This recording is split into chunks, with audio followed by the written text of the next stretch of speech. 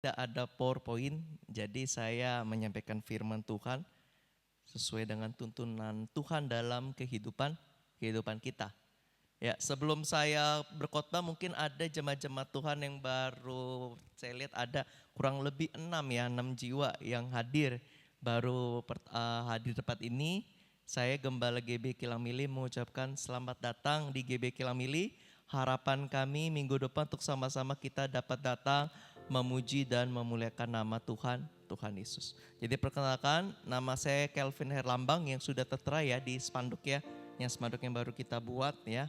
Yang rencana kita kalau nggak salah persembahan ketiga ya.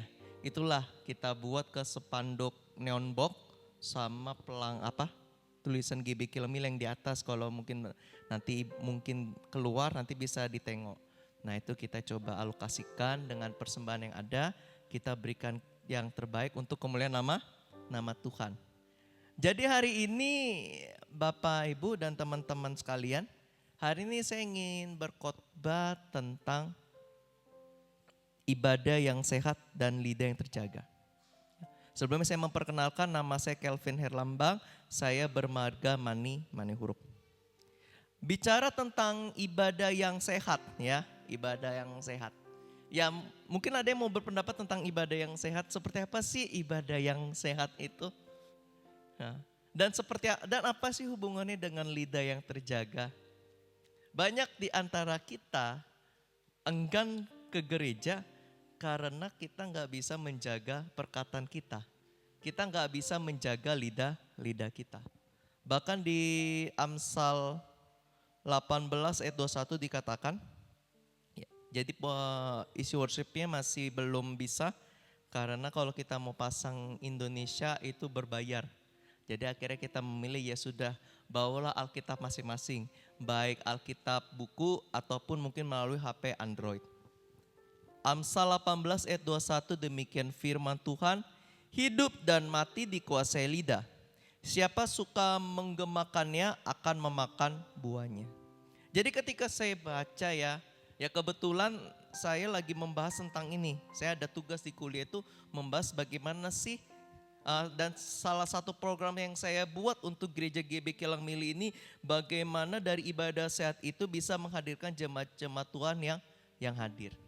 Memang ibadah yang sehat, lidah kita yang terjaga memang bukan menjadi suatu patokan yang hanya menjadi satu patokan mutlak supaya gereja ini maju. Masih banyak faktor-faktor lain seperti membuat ibadah komsel, ibadah grup, kunjungan ya kan. Jadi kalau hanya fokus kepada ramah mungkin bisa, cuma masih belum maksimal. Cuma fokus kita adalah bagaimana kita membuat atmosfer ibadah yang sehat dan lidah terjaga. Di sini yang jujur secara pribadi, yang pernah pindah ke gereja karena sakit hati, karena ucapan baik dari hamba Tuhan, pelayan Tuhan atau jemaat-jemaat Tuhan yang ada di sekitar. Boleh jujur aja gak apa-apa. Atau gak mau mengaku, gak apa-apa ya. Kalau memang tidak mau mengaku tidak apa-apa, hanya dalam hati. Banyak kalau saya dengar cerita, Pak saya gak mau ke tempat itu. Kenapa? Karena pelayan Tuhannya perkataannya menyakitkan. Saya nggak sejahtera ke situ. Kok kayaknya saya melihat orang itu melayani, tapi nggak menjadi berkat di luar sana. Pemarah, pemukul, pemabuk dan lain sebagainya. Akhirnya apa? Dari karakter kita orang menjadi enggan untuk datang beribadah, memuji dan memuliakan nama Tuhan Yesus Kristus. Terus bagaimana kita membuat atmosfer ibadah di Kilang Mili menjadi positif sehingga orang lain itu mau datang kepada kita. Nah yang menjadi poin pertama adalah hati yang dipulihkan. Di Mazmur 51 ayat 12 dikatakan, jadikanlah hatiku tahir ya Allah dan perbahaluilah batinku dengan roh yang teguh. Mazmur 51 ini ditulis oleh Raja Daud. Siapa di sini yang gak kenal oleh Raja Daud? Raja Daud kalau di masa itu saya yakin dia adalah orang yang paling kaya di dunia. Bukan di Israel tapi di dunia. Kenapa? Karena memang dia adalah raja. Kerajaannya itu mungkin temboknya sebagian terbuat dari emas. Makanya dia adalah orang yang termasyhur pada zaman itu. Tapi tak kenapa suatu ketika Raja Daud ketika dia lagi di loteng, namanya raja kan. Dia melihat ada seorang wanita yang sedang mandi namanya Batsheba.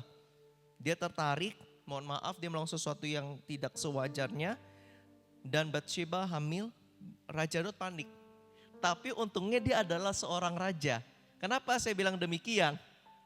Dia tahu ini adalah istri daripada prajuritnya.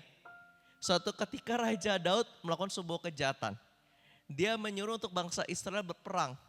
Sudah coba perintahkan Uria untuk di posisi di depan. Mau tahu nggak tujuannya apa Bapak Ibu? Tujuannya supaya Raja Uria tujuannya supaya Uria itu mati ketika berada di medan peperangan. Dan ketika Raja Daud mendengarkan hal itu, dia menjadi sukacita. Berarti aku bisa mengambil istri daripada prajurit saya. Pada zaman perjanjian lama memang diperbolehkan menikah lebih dari satu istri. Tapi ketika zamannya Tuhan Yesus perjanjian baru, suami itu harus memiliki satu istri, tidak boleh dua, apalagi tiga. Tapi zaman perjanjian lama itu diperbolehkan. Tapi cara Raja Daud ini sangat salah. Sehingga suatu ketika Samuel itu menegur Raja Daud supaya Raja Daud itu bisa bertobat. Nah singkat cerita Raja Daud itu menulis Mazmur ini Bapak Ibu. Di Mazmur 51 ayat 12. Tuhan jadikanlah hatiku tahir, jadikanlah hatiku bersih Tuhan. Ya, supaya aku layak masuk dalam hadirat Tuhan. Kita sadar firman Tuhan itu adalah firman yang hidup. Adalah firman kebenaran. Kalau saya ilustrasikan ini Bapak Ibu. Mungkin firman Tuhan itu seperti air putih yang bersih. Mohon maaf saya izin minum Bapak Ibu ya. Air ini masih bisa diminum, ya kan? Masih segar, masih layak. Tapi hati yang kotor itu seperti ibaratnya gelas ada semen di dalam. Nah suatu ketika, ini seandainya air ini saya campur ke semen.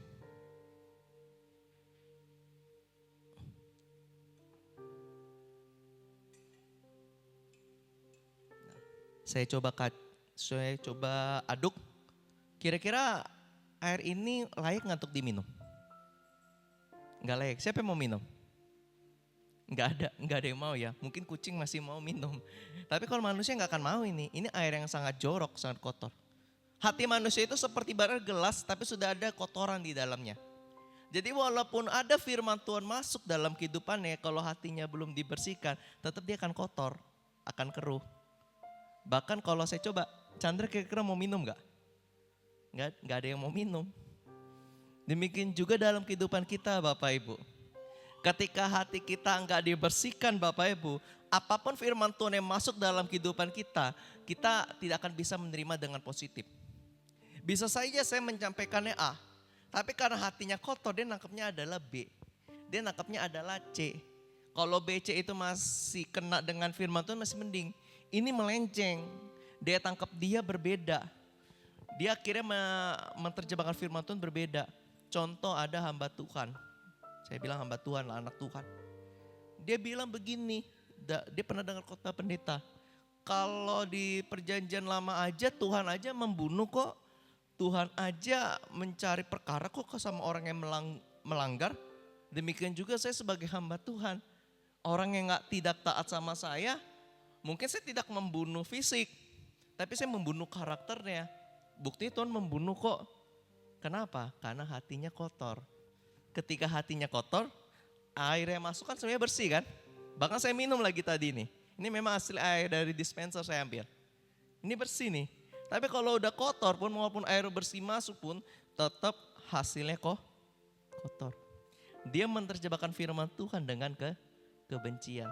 Jadi poin pertama kalau kita mau ibadah ini atmosfernya positif, anak-anak Tuhan giat, walaupun ini bukan menjadi faktor utama.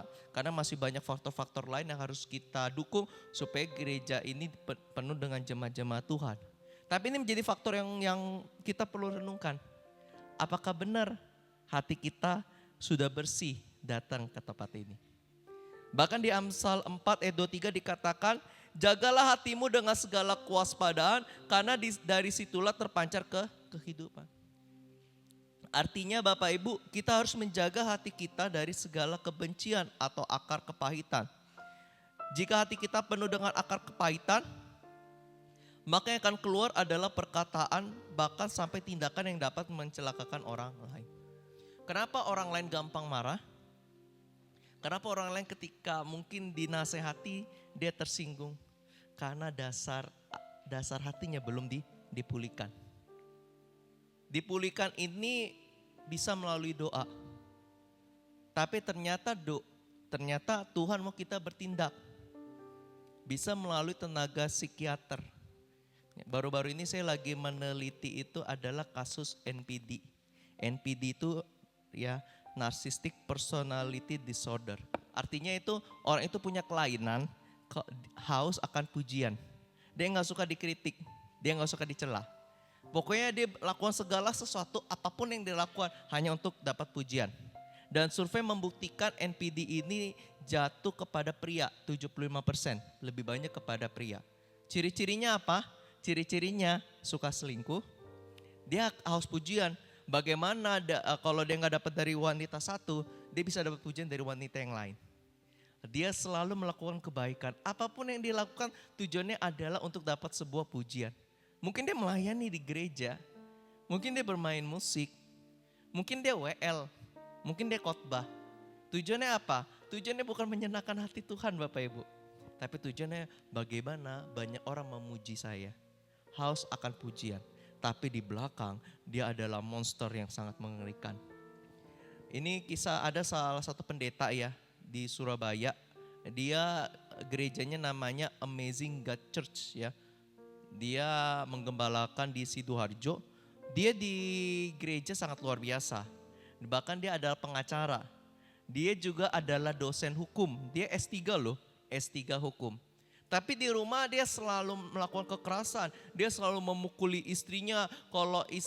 Sedangkan kalau beliau pergi, istrinya madep ke belakang gini, nggak melihat mobil dia, turun dia ditampar istrinya.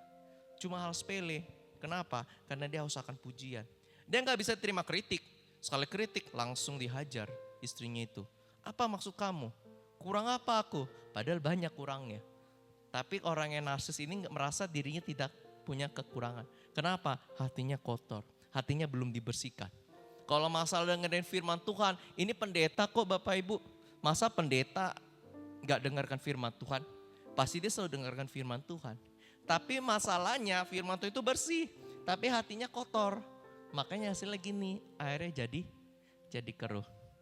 Jadi Bapak Ibu jagalah hati kita dengan segala kewaspadaan. Karena kalau kita nggak bisa jaga hati kita, percayalah kita akan menjadi masalah bagi orang lain. Dan suatu ketika ibu ini sudah bebas daripada suaminya. Dan dia sudah menikah lagi memang, dan dia hidup bahagia. Gak tahu kenapa saya disuruh meneliti kasus pendeta yang masih di penjara sampai sekarang ini karena kasus KDRT. Saya selalu disuruh meneliti. Dan saya lihat kehidupannya betapa mengerikan. Khotbahnya luar biasa, lebih hebat daripada saya. Orangnya sangat tampan. Ya kan, orang Cina dia. Rambutnya keriting kayak opa-opa Korea. Pokoknya tampan lah kalau saya lihat. Tapi gak nyangka karakternya adalah monster di rumah. Jadi Bapak Ibu kesimpulannya, tidak cukup hanya menerima ajaran baru. Wadahnya juga harus disucikan. Hal yang tidak dipulihkan tidak akan memancar kehidupan.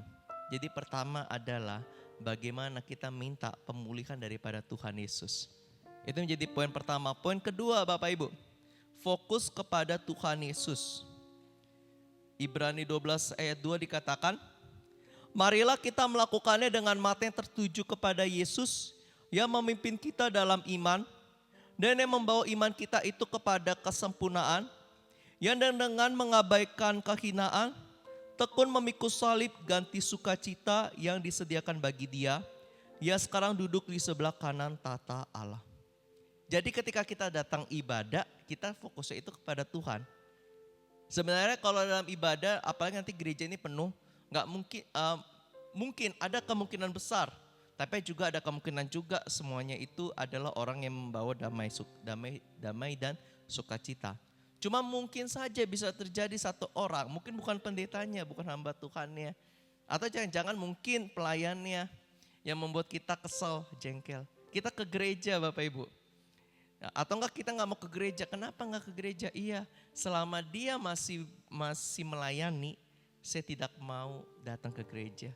Selama dia masih khotbah, saya nggak mau datang ke gereja. Bagi saya dia belum jadi teladan, dia belum jadi figur. Ya, mungkin khotbah dia biasa saja, khotbahnya dia nggak nembak-nembak, khotbahnya biasa saja. Tapi kita enggan datang ke gereja, ya kan? Di sini saya mau jelaskan Bapak Ibu, kita datang ke gereja bukan melihat siapa yang melayani. Tapi kita datang ke gereja karena kita melihat Tuhan Yesus. Jujur banyak pengkhotbah itu khotbahnya luar biasa. Jarang saya lihat pengkhotbah itu mengajarkan ayo yuk kita mencuri yuk. Kan kita mau tujuannya nolong anak yatim. Ada nggak pengkhotbah kayak gitu bicaranya? Nggak ada kan? Kalau istri kamu salah pukul aja dia. Ada nggak? Nggak ada.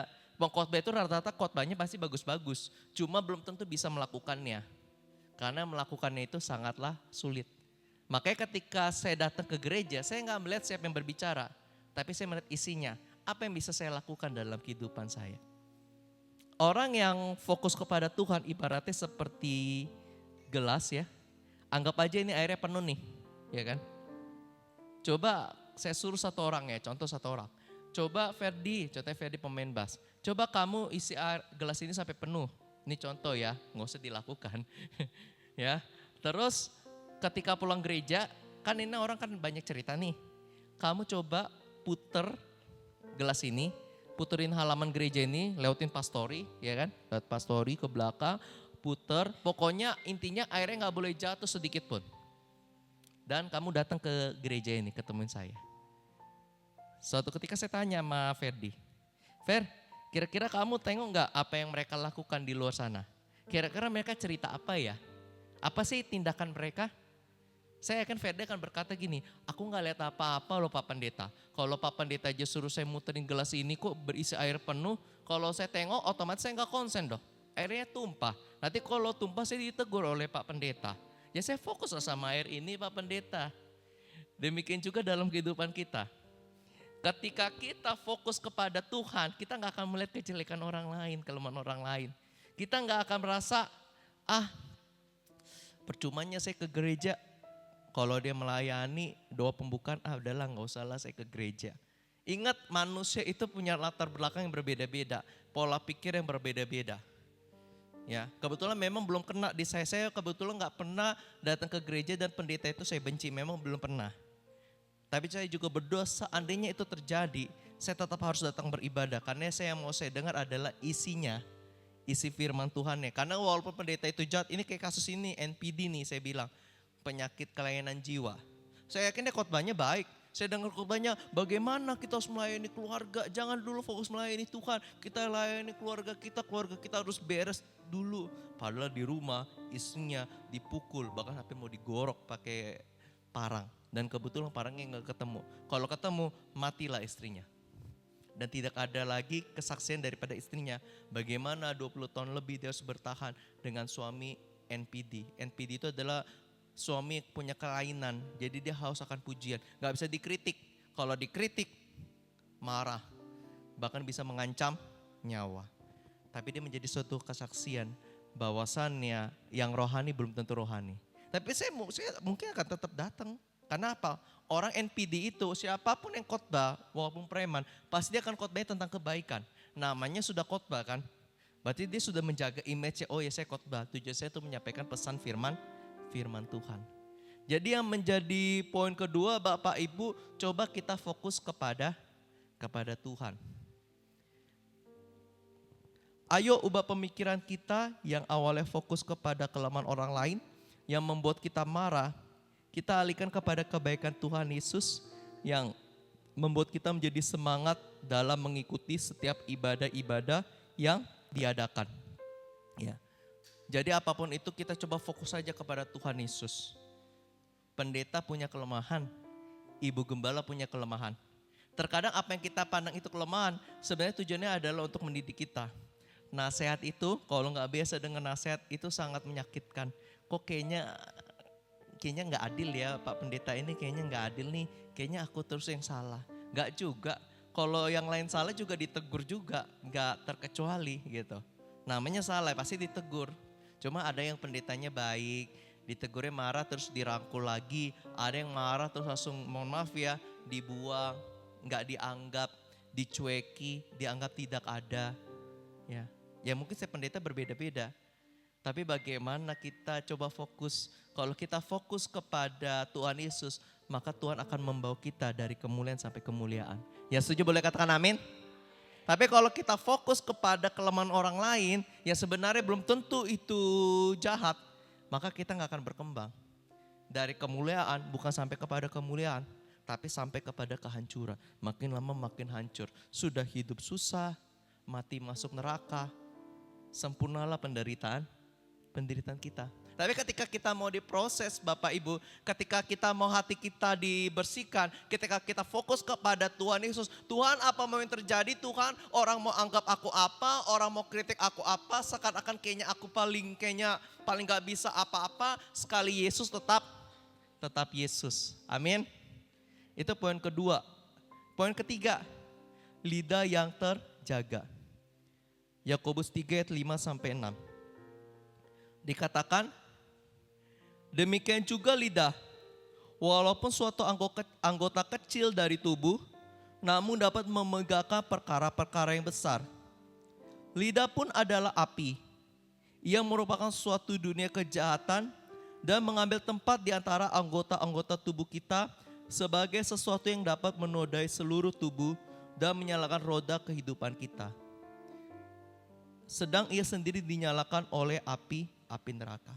Artinya Bapak Ibu, lidah kita gunakan bukan hanya menceritakan kejelekan atau kelemahan orang lain. Tapi belajarlah dari kegagalannya agar kita bisa menjadi lebih bijak lagi. Boleh gak kita melihat kelemahan orang lain? Sah-sah saja, kita pelajari kelemahan dia. Kenapa ya, kok dia gak dihormati ya? Iya ya. Iya, karena dia orangnya malas ibadah. Oh, dia kerjaannya suka ngatur aja tapi nggak pintar mengkritik tapi nggak bisa melakukannya. Di situ kita belajar. Oh iya, berarti kita ketika kita mau memberikan masukan, alangkah baiknya kita juga bisa melakukan apa yang menjadi keinginan kita buat orang lain. Contoh gini nih. Contoh saya mengajari Ibu Joni menyemprot dengan benar. Ya saya juga harus bisa tahu cara menyemprot yang benar, ya kan? Menyemprot pupuk ya biasanya kalau di PT ya. Racun apa pupuk ya nyemprot ya. Racun, nyemprot racun. Saya harus tahu, saya juga harus belajar. Jangan cuma menasehatin saja. Saya bisa menyesatkan ke Ibu Joni. Bu, kalau nyemprot jangan pakai apa-apa, panas ya kan. Ya otomatis semprotannya mungkin bisa kena ke kita ya. Bisa menjadi celaka bagi kita. Kenapa? Karena saya belum melakukannya. Oleh sebab itu Bapak Ibu, di situ kan kita bisa belajar.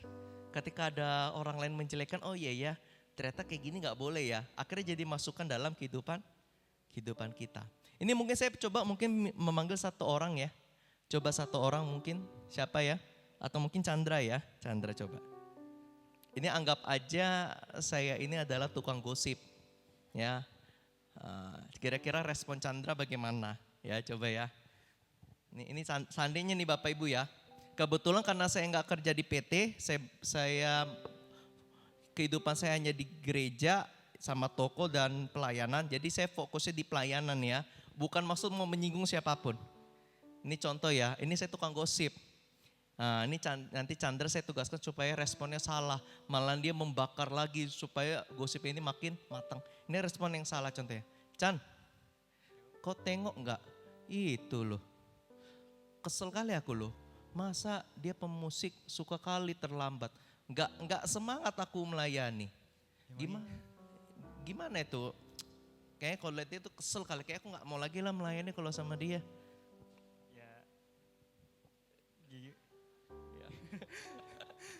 Ya jangan begitu. Oh ini positif ini. Ini langsung positif. Kalau ini udah langsung bagus. Ini langsung bagus. Kalau respon salah bisa saja. Mungkin Chandra bisa aja. Iya memang nyebelin kali tuh. Kayaknya gak adil kali. Kayaknya pendeta suruh saya aja datang. Dia giliran dia kayaknya los saja. Kayaknya nggak benar itu. Iya kan Chandra. Masa kayak gitu sih? Nah, seandainya itu respon yang salah. Cuma kalau seandainya respon yang benar kayak Chandra tadi gimana responnya? Ya jangan dibuat gitu. Oh, jangan dibuat ya. Jangan diejek orang. Mungkin Oh. skillnya di situ. Oh, mungkin skillnya di situ. Itu respon yang positif. Bisa saja, oke, mungkin silakan duduk. Ya mungkin bisa saja kita berkata, ya sudah memang, ya kita nggak usah fokus kepada kelemahannya. Apa yang ada kita pedayakan gitu kan. Ini contoh Bapak Ibu ya. Masih banyak lagi.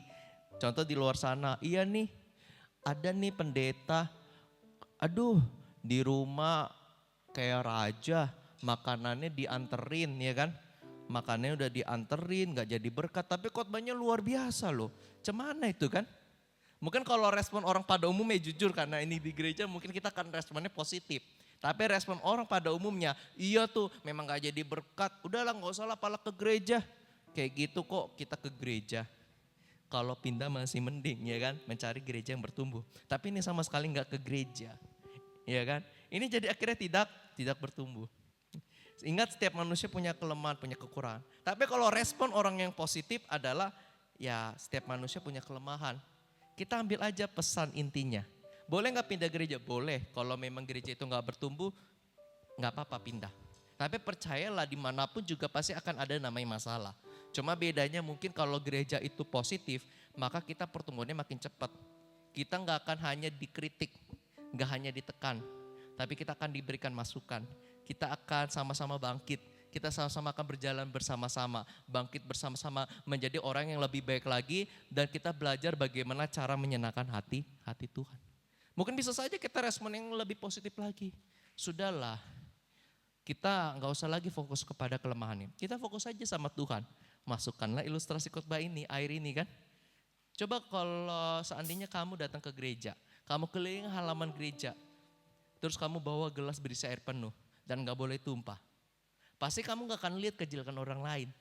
Demikian juga dalam kehidupan kita. Kalau datang ke gereja, gak usah lagi fokus kepada kejelekan orang lain, kelemahan orang lain. Kalaupun memang rasanya gereja itu gak bisa membangun iman kita, pendetanya kurang menjadi berkat, kurang menjadi teladan, menekan kita, bahkan menjauhkan kita daripada hadirat Tuhan, mungkin kita bisa pindah. Tapi bukan berarti tidak ke gereja, tetap harus beribadah. Masih banyak lagi Bapak Ibu, ya kan? Masih banyak lagi. Bagaimana Bapak Ibu kita alihkan pemikiran kita yang teman kita mungkin menjelekkan orang lain, hanya fokus kepada kelemahan orang lain. Kita alihkan supaya kita belajar daripada kelemahan orang lain. Contoh gini, ada teman kita, kalau melayani mungkin datangnya terlambat, bahkan juga terkadang tidak hadir. Kita belajar dari, oh iya ya, makanya dia gak pinter-pinter melayaninya, segitu-segitu aja dipakai Tuhan. Kita belajar dari kelemahannya untuk supaya kita tidak melakukannya, itu sah-sah saja. Tapi kalau kita hanya fokus kepada kelemahannya, terus kita jadi ngedown, kita gak mau melayani karena dia, itu sama aja kita sudah masuk dalam perangkap iblis. Kata iblis, nah kena kamu kan, kena kamu perangkap saya. Itulah, betul itu, ngapain kamu melayani? Udahlah, capek-capek, makin pening kamu lihat orang kayak gitu kan. Bikin stres, udah ngapain melayani. Akhirnya iblis menang. Oleh sebab itu ketika ada orang yang menjelekkan, mungkin kita namanya menceritakan keluh kesah itu wajar. Kita harus ceritakan kepada orang yang tepat. Tapi kita akhiri dengan kata-kata positif. Walaupun dia banyak kelemahan, kita berusaha tutupi kelemahannya. Kita kasih tahu kepada gembala. Mungkin gembala tegur, dia gak mengindahkannya. Kan setiap gereja kan ada aturannya. Kalau kan pendeta kan juga melihat juga, ya kan. Oke lah kalau dia gak indahkan, berarti ke depannya kalau di detik-detik akhir dia gak latihan, berarti gak usah dijadwalkan. Selesai perkara kan. Kalau dia di detik akhir, mungkin dia datang kan, dia akhirnya menunjukkan pertobatannya. Ya sudah, kita gak usah iri dengan dia yang mungkin seperti kayak ada orang ya, orang upah kerja 1 hari, ada yang kerjanya dari pagi, ada yang masuk kerjanya siang, ada yang orang masuk kerjanya sore ya kan, atau malam udah mau siap, tapi gajinya sama 1 dinar. Kita gak usah perlu iri, yang penting apa yang bisa kita lakukan yang terbaik. Amin, itu dia. Terus coba ketika pikiran negatif ini datang dalam kehidupan kita, mungkin ada 3 hal yang perlu kita katakan dalam hati kita. Gak perlu kita teriak-teriak, dalam hati saja. Tapi saya sampai bilang dalam nama Tuhan Yesus. Yang pertama, terima kasih karena sudah berusaha. Dia banyak kelemahan, tapi dia ada usaha datang, ya kan? Terima kasih sudah berusaha. Dalam nama Tuhan Yesus, terima kasih sudah berusaha. Itu yang pertama. Kedua, saya menghargai komitmenmu. Saya menghargai komitmenmu.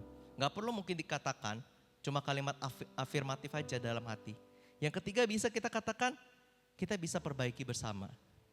Ingat, setiap orang punya kekurangan, punya kelebihan, ya kan? Apapun itu kita ceritakan dengan kepala dingin dan kita cari solusi bersama-sama. Ini saya bukan mau menyombongkan diri ya Bapak Ibu ya, saya bukan menyombongkan diri. Saya waktu kuliah di Jogja, saya itu diperlakukan tidak adil. Ya, saya kalau masalah nggak adil saya pernah bayangin teman saya melakukan hal demikian nggak ditegur. Contoh, saya kalau lagi ibadah menara doa, saya kadang-kadang kaki pegel ya, duduknya suka nggak sopan gitu. Kalau orang Jawa ini kan kayaknya kurang sopan ya. Ya pokoknya nggak sopan lah. Terus saya ditegur, kamu pendeta, kamu calon pendeta, jangan kayak gitu depan umum Bapak Ibu. Teman saya lakukan gitu, nggak ditegur. Dia baru kuliah praktek dari Surabaya ke Jogja, ya kan? Dari STT Betani. Baru datang, langsung dinaikin jadi worship leader. Saya sudah tahun ketiga nggak dinaikin jadi worship leader. Hanya sebagai pembackup-nya dia yaitu singer. Kalau saya haus pujian, saya akan protes. Kenapa harus dia? Dia aja nyanyi aja baling. Saya lebih pandai daripada dia. Ya kan? Kayaknya nggak adil diperlakukan. Tapi saya nggak memikirkan hal itu. Saya tetap belajar, saya tetap upgrade diri saya.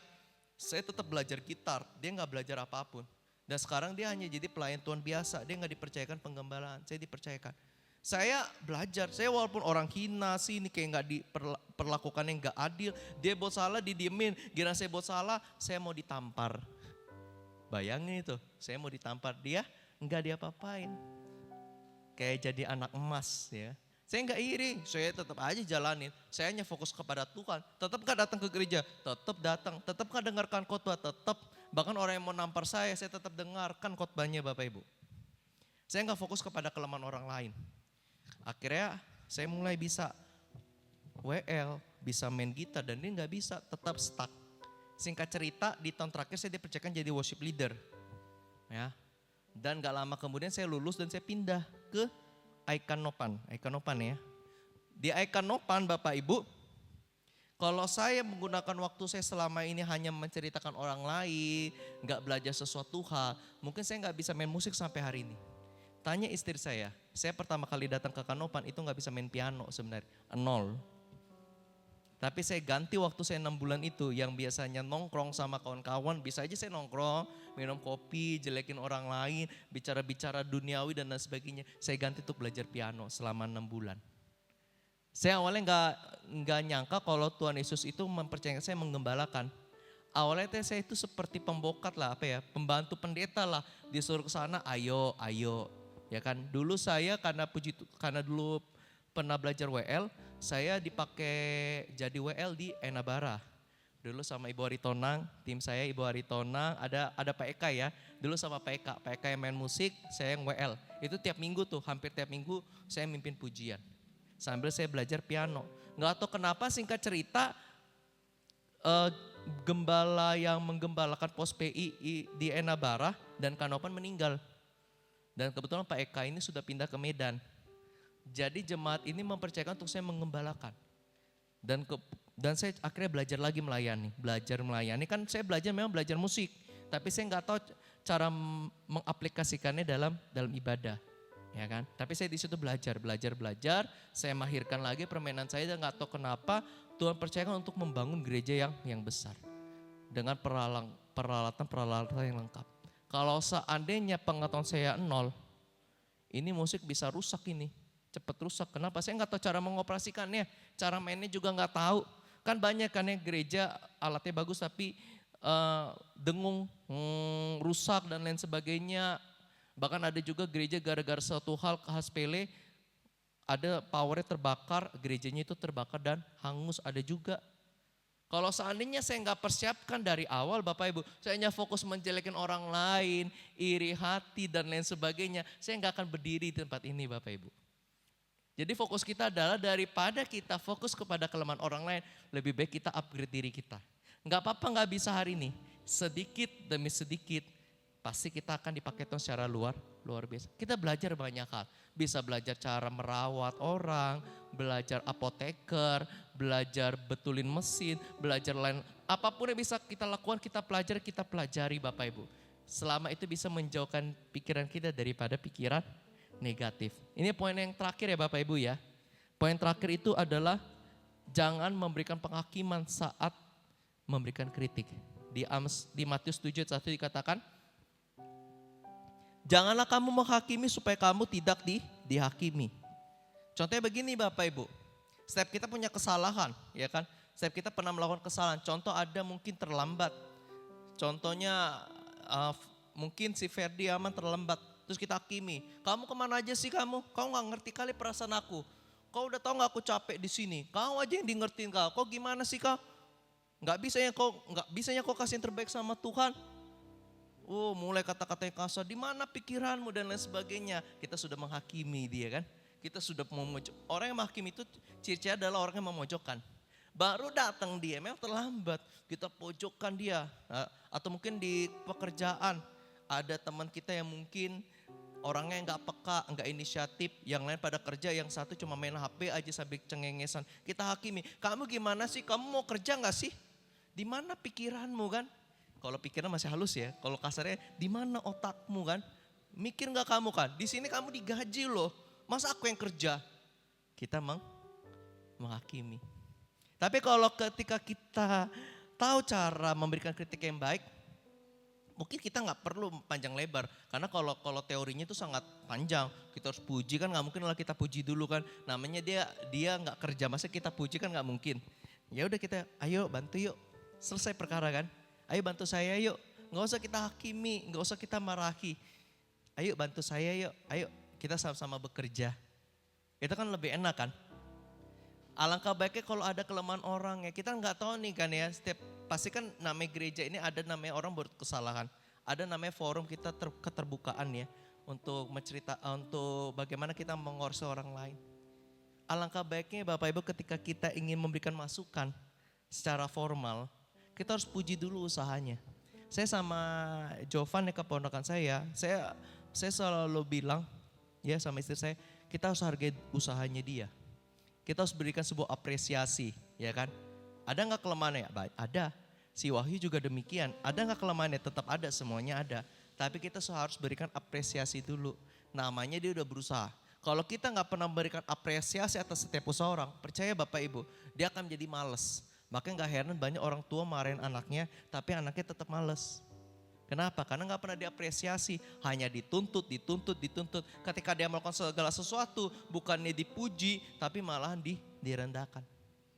Ini seperti kayak model masukkan sandwich. Sandwich itu maksudnya adalah Bapak Ibu ketika ada orang lain salah, kita harus puji dia. Kita puji, pasti kan ada dong positifnya, ya kan? Dia sudah mau melayani, dia sudah hal yang positif gitu kan. Ketika kita puji, kita masukkan apa yang kita masukkan. Contohnya si Jopan mainnya nggak bagus. Jo, makasih lah ya kamu udah berikan komitmen untuk main drum. Kamu sudah lumayan, tapi alangkah baiknya kamu perbaiki cara mainmu. Kalau permainanmu nggak enak kan kasihan nanti jemaat Tuhan nggak bisa angkat lagu itu dengan baik. Nah ditutup lagi dengan motivasi. Tapi saya percaya kok kalau kamu benar sungguh-sungguh pasti kamu akan lebih pandai lagi. Itu yang pertama. Kedua, jangan suka memotong. Banyak kita di sini orang Kristen ini suka motong pembicaraan. Ini nanti mungkin kita Natal ini ke depannya bisa saja nanti akan ada sebuah rapat ya kan. Atau sebelumnya kita pernah melakukan rapat ya kan. Mungkin ada masukan orang yang aneh-aneh.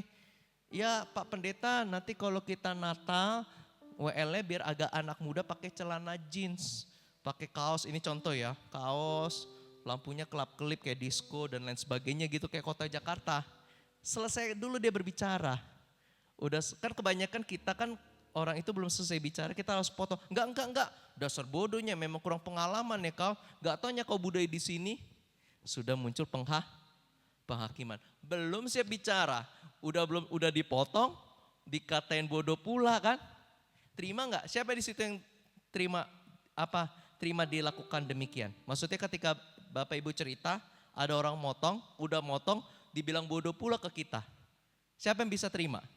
Jujur siapa? Saya sebagai pendeta aja belum tentu bisa terima. Lagi dia menjelaskan idenya.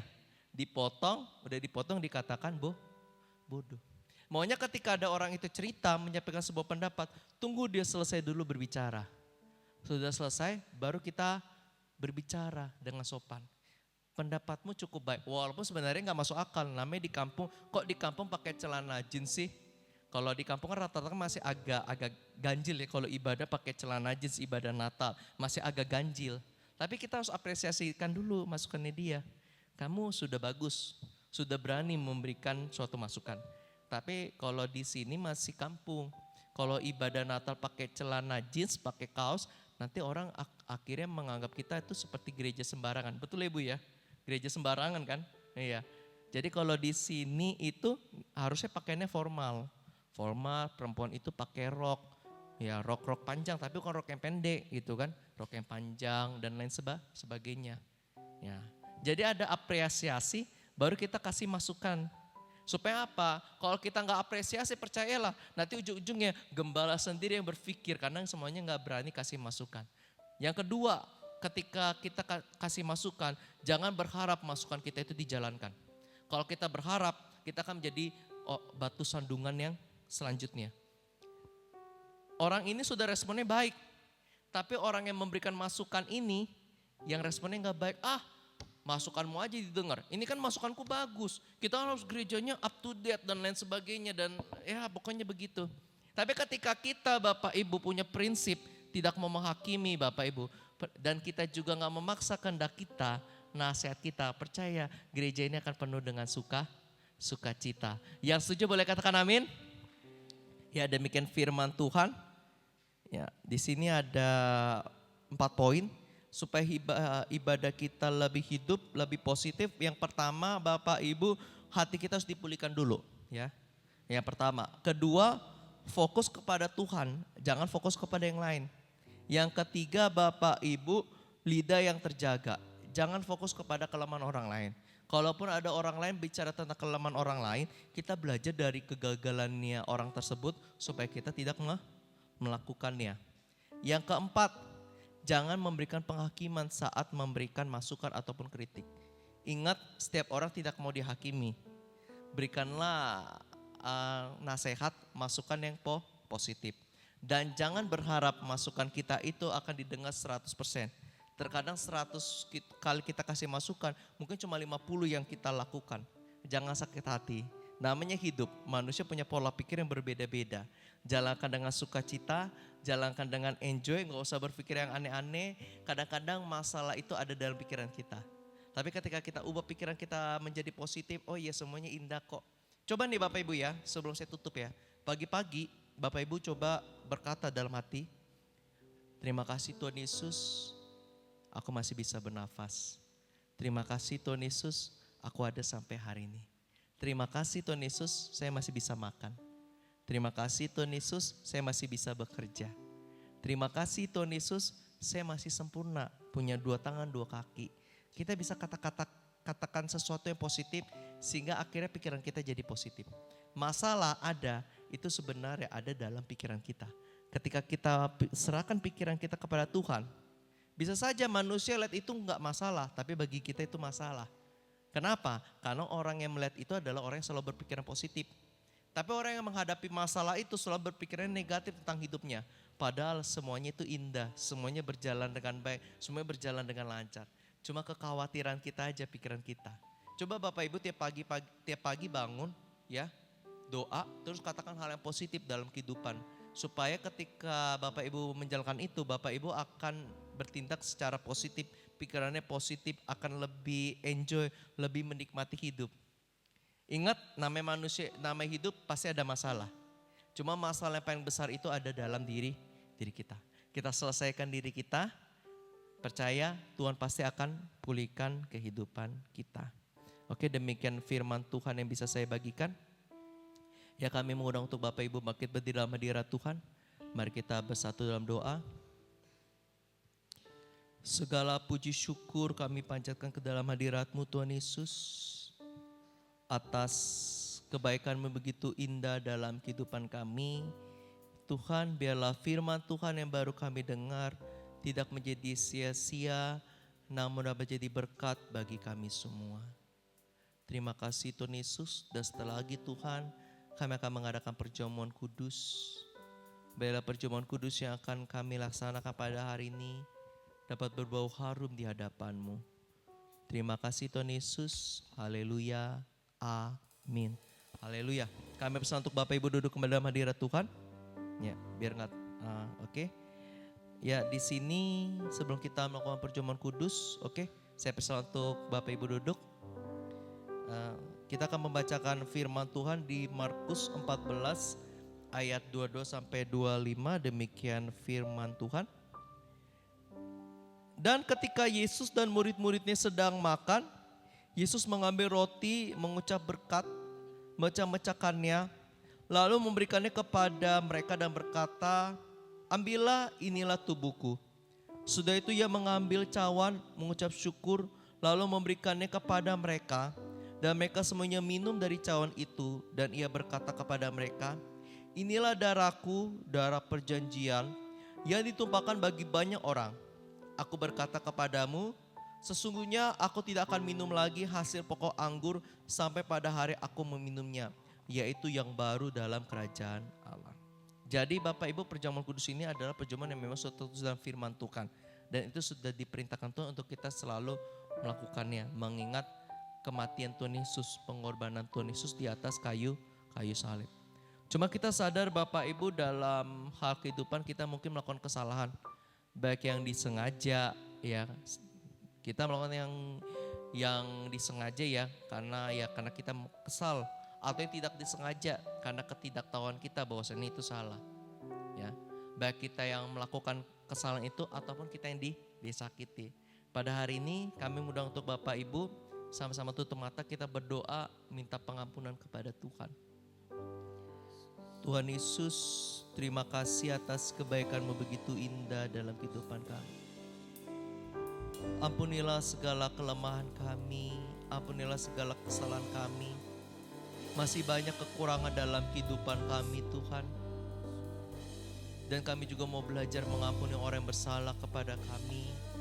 Sucikan kami, kuduskan kami, sehingga biarlah kami layak untuk menerima anggur dan roti perjamuan kudus di hadapan kami.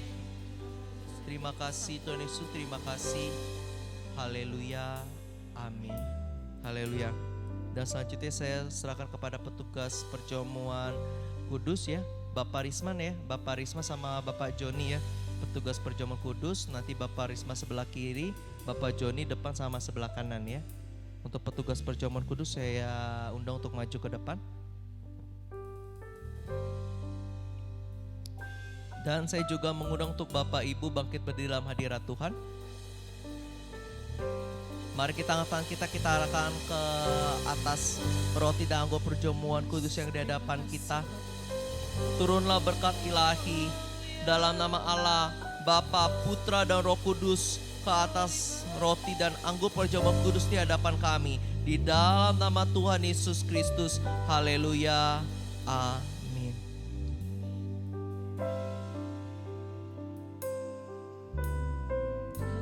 Ku masuk ke hadirat-Mu, bawa persembahan ke tempat kudus-Mu.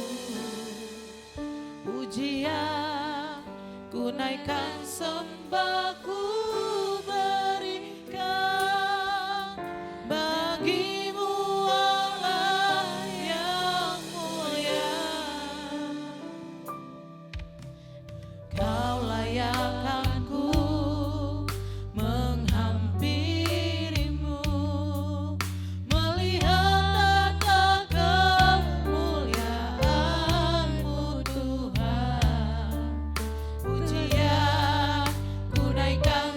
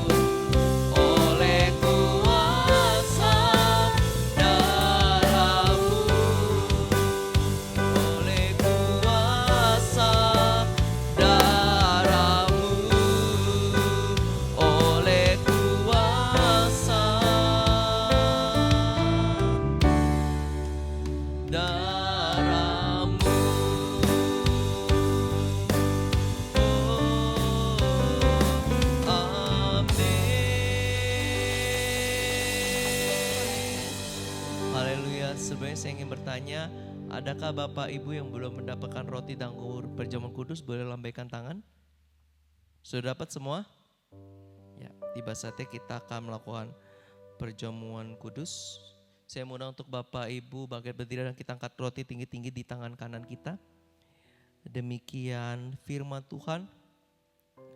Sebab apa yang telah kuteruskan kepadamu telah kuterima dari Tuhan, yaitu bahwa Tuhan Yesus pada malam waktu ia diserahkan mengambil roti dan sudah itu ia mengucap syukur atasnya. Ia memecah-pecahkannya berkata, inilah tubuhku yang kuserahkan bagi kamu, perbuatlah ini menjadi peringatan akan aku. Apakah Bapak Ibu percaya bahwa roti yang kita pegang adalah lambang dari tubuh Kristus? Jika percaya boleh katakan amin. Amin. Mari kita makan sambil mengingat pengorbanan Tuhan Yesus.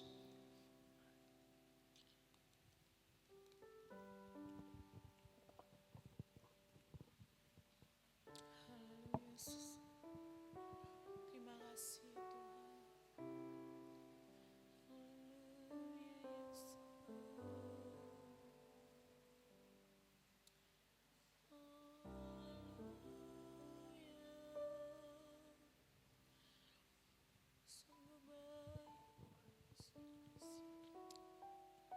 Mari kita angkat cawan tinggi-tinggi di tangan kanan kita. Demikian firman Tuhan. Demikian juga ia mengambil cawan sudah makan, lalu berkata, cawan ini adalah perjanjian baru yang dimeteraikan dengan darahku. Perbuat ini setiap kali kamu meminumnya menjadi peringatan akan aku. Apakah Bapak Ibu percaya bahwa anggur ini adalah lambang dari darah Kristus? Jika percaya boleh katakan amin. Amin. Mari kita minum sambil mengingat darah Tuhan Yesus yang telah tercurah.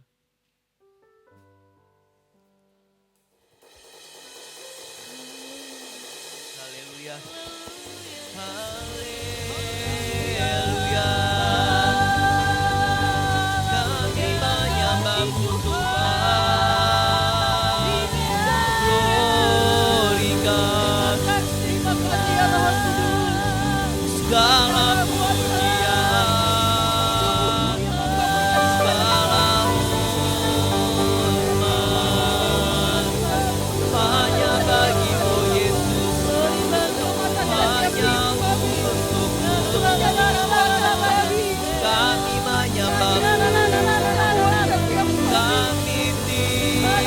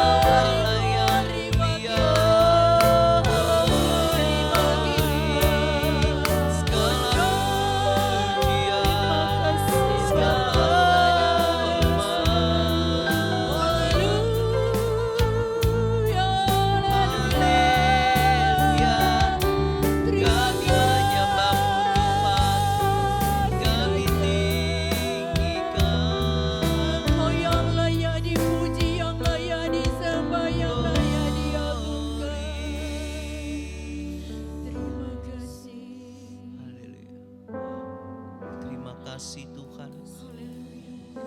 Terima kasih Yesus Terima kasih ya. atas pengorbananmu, atas urapanmu, atas kasihmu, atas nafas kehidupan yang masih kau berikan dalam kehidupan kami.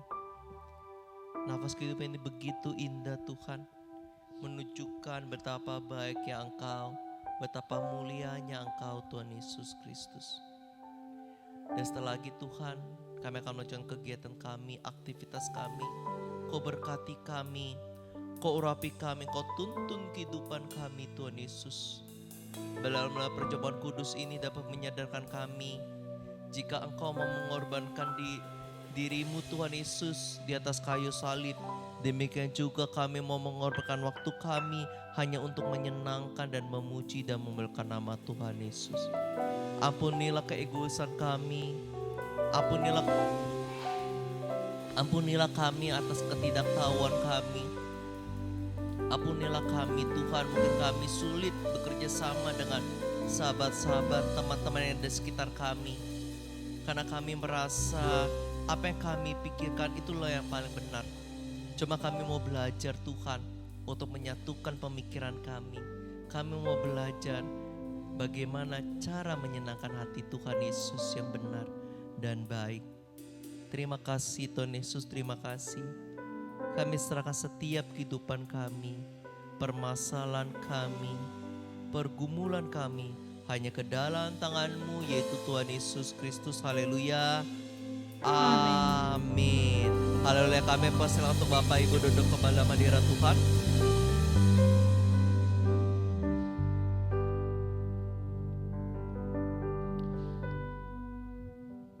Baik, saatnya kita akan mendengarkan warta sepekan. Petugas warta saya persilakan.